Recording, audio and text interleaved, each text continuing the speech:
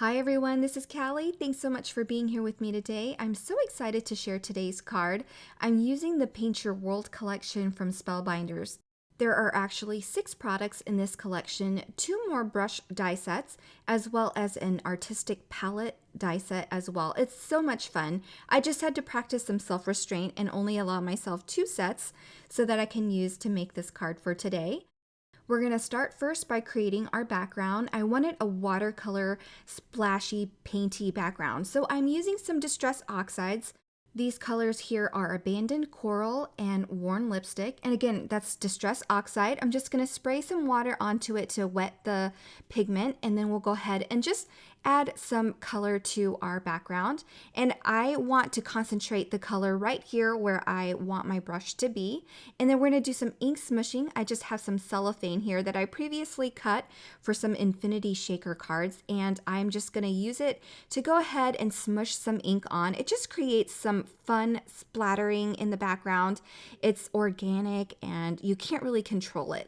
I want it to be a little softer, so I did spray some water on it, and we're gonna let it drip a little bit. You can set this aside to dry naturally on its own. I'm just gonna heat set it a little bit just to stop the movement of the colors. So once I'm happy with that, I'm gonna go ahead and set it aside and let it dry the rest of the way on its own. Now we're ready for some die cutting. I've got the 2 sets here, and I want to show you a side by side so that you can see for yourself the main differences.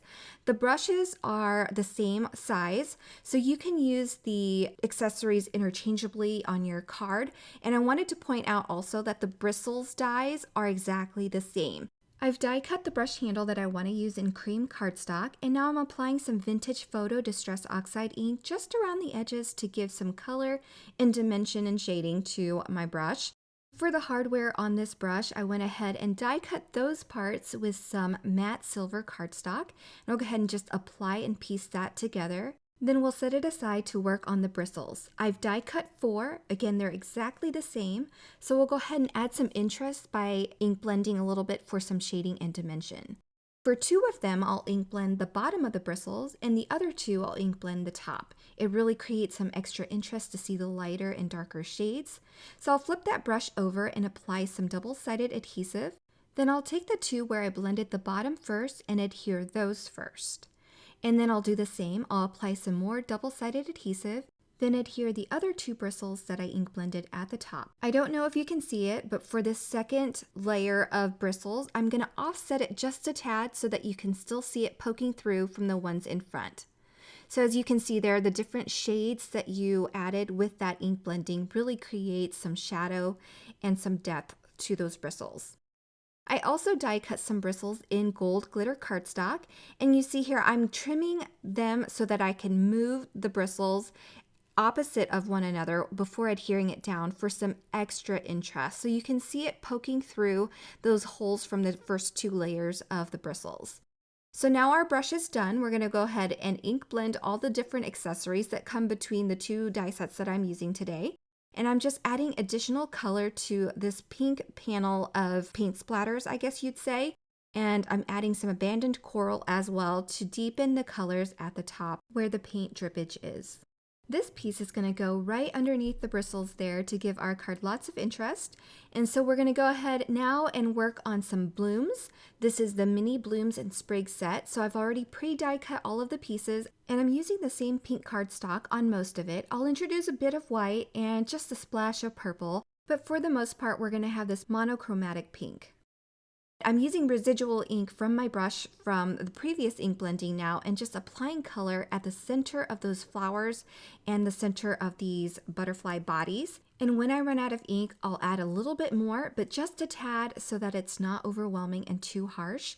I'll do the same with the other flowers that I'm going to use.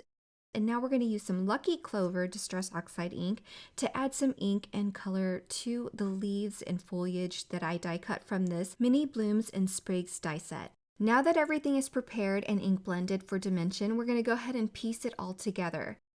I've added a dab of glue at the center of all of the flowers, and on these white flowers you can make them 2 individual flowers, but I've stacked them for some extra dimension. Then I'll add the flower centers that I die cut in matte gold cardstock.